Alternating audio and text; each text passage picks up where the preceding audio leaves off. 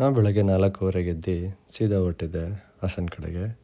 ಹಾಗೆ ಬ್ಯಾಂಗ್ಳೂರಿಂದ ಹಾಸನ ರೀಚ್ ಆಗ್ತಾ ಬೆಳಕಾಗ್ತಾಯಿತ್ತು. ಸೊ ನಾವು ಫಸ್ಟ್ ಬಂದಿದ್ದೆ ನಮ್ಮ ಫ್ರೆಂಡ್ ಮನೆ ಹತ್ರ ಬರ್ತಿದ್ದಂಗೆ ಆಲ್ರೆಡಿ ಬಿಸಿಲು ಶುರುವಾಗಿತ್ತು.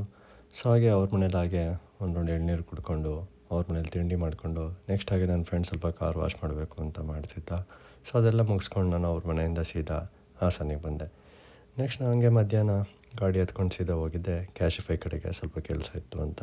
ಸೊ ಅಲ್ಲೆಲ್ಲ ಮುಗಿಸ್ಕೊಂಡ್ಬಿಟ್ಟು ನೆಕ್ಸ್ಟ್ ಸೀದಾ ಹಾಗೆ ಆನ್ ದ ವೇ ಹೊರಗಡೆ ಒಂದು ರೌಂಡ್ಸ್ ಹಾಕ್ಕೊಂಡು ಒಂದು ಒಳ್ಳೆ ಕಲ್ಲಂಗಡಿಯನ್ನು ತಿನ್ಕೊಂಡು ಸೀದಾ ಫುಡ್ ಸ್ಟ್ರೀಟ್ ಕಡೆ ಬಂದ್ವಿ. ಸೊ ಎಲ್ಲಿ ನೋಡಿದ್ರು ಇವಾಗ ಗ್ಯಾಸ್ ಎಫೆಕ್ಟ್ ಇದೆ.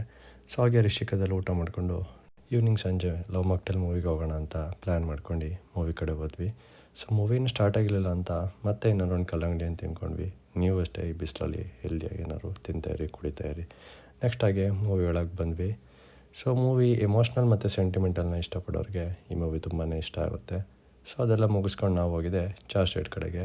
ಹಾಗೆ ಅಲ್ಲಿ ಚಾಟ್ಸ್ ಎಲ್ಲ ತಿನ್ಕೊಂಡು ನೆಕ್ಸ್ಟ್ ಹಾಗೆ ನನ್ನ ಗಾಡಿಗೆ ಪೆಟ್ರೋಲ್ ಹಾಕ್ಸ್ಕೊಂಡು ಸೀದಾ ಮನೆಗೆ ಬಂದೆ. ಇವತ್ತಿಗಿಷ್ಟೇ, ಮತ್ತೆ ಸಿಗೋಣ. ಬಾಯ್ ಬಾಯ್.